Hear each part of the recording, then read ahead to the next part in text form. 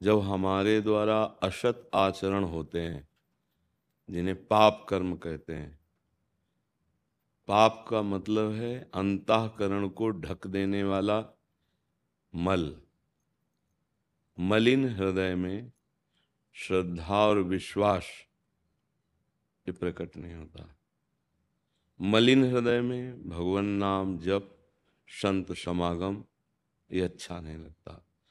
पापवंत कर सहज स्वभावु, भजन मोर तेहि भाव न काहू।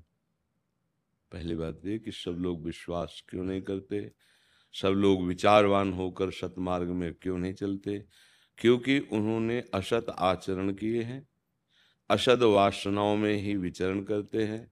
संसार के पद और भोग ही उनको सुखद जान पड़ते हैं, शरीर ही उनको अपनी आत्मा, अपना मैं जान पड़ता है। इस कारण दूसरी बात कि आपको हम पहले क्यों नहीं मिले, भगवान को ये खेल दिखाना भी आवश्यक था।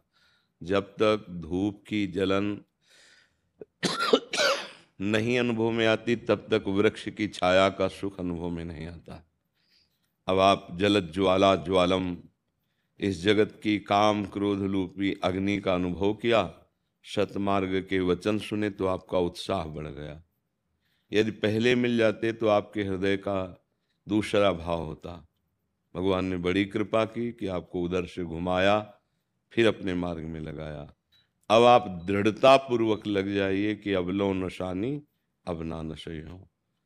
चाहे गृहस्थ भेष हो, चाहे विरक्त भेष हो, चित्त का निरंतर प्रभु में लगना, मन का निरंतर प्रभु की सेवा भावना, शरीर की सारी चेष्टाएं धर्म शास्त्र के अनुकूल, तो कोई कहीं भी हो निश्चित भगवत प्राप्ति हो जाती है। क्या आगे प्रश्न है? कि सभी लोग क्यों इन पर विश्वास नहीं कर पाते, और हम जो इन वचनों पर विश्वास करना चाहते हैं फिर भी बहुत बार आचरण में लाने पे असमर्थ क्यों हो जाते हैं? क्योंकि आपकी दृढ़ निष्ठा नहीं जागृत हुई।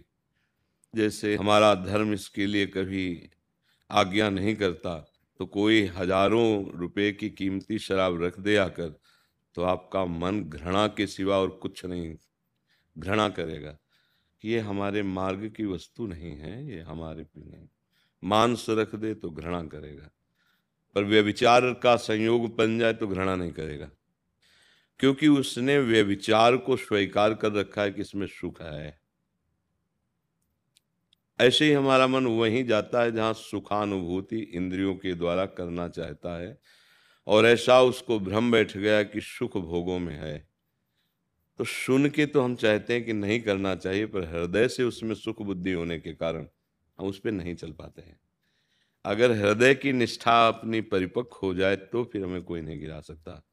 हृदय की निष्ठा परिवर्तित होती है भगवान के प्रेमी संतों के संग से और भगवान के भजन से। साधन को हरि भजन है, कै सतसंग सहाय। जिस दिन हृदय पवित्र हो जाएगा, तो जैसे बमन उल्टी कोई नहीं खाना चाहता, ऐसे कोई भी गंदे आचरण उससे नहीं होंगे, क्योंकि उसके हृदय में भगवत प्राप्ति की लालसा है। वो ये जान चुका है कि सुख भगवान में है, और उस सुख का अनुभव भगवत नाम से होता है। हमारे द्वारा कोई भी गंदे आचरण होंगे तो नाम छूट जाएगा, भगवान का आश्रय छूट जाएगा। समझ पा रहे हैं आप? नाम जप करो, गिर भी जाओ तो खड़े हो, पीछे मत मुड़ना, आगे बढ़ना, तो हरि बड़े कृपालु हैं, वो मिल जाएंगे।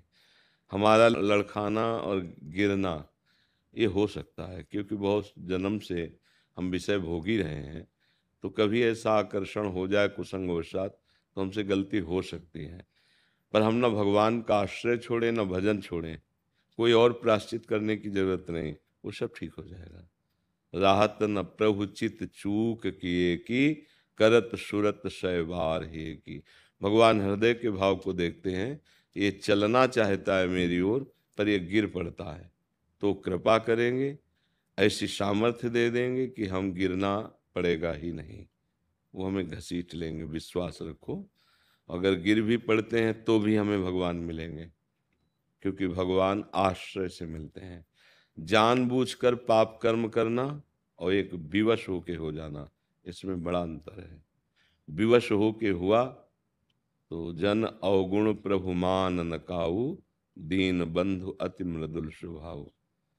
पर ये जानबूझ के कि रामकृष्ण हरि कहने से पाप नष्ट हो जाते हैं, अब खूब मनमानी पाप करे और बाद में रामकृष्ण हरि बोल देंगे, फिर उसे दंड मिलेगा। क्योंकि जो औषधि आपके रोग नाश के लिए, आप उसी से रोग बढ़ावा दे रहे, तो फिर आपको दुख भोगना पड़ेगा। उसे नामापराध कहते हैं। तो इसलिए नाम जप करो, भगवद आश्रित रहो, कोई भी आचरण गंदे ना होने पावे, खान पान मलिन निषेधात्मक जो है उसको हम न स्वीकार करें, तो इसी जन्म में धीरे धीरे हमारी भगवत स्थिति हो जाएगी।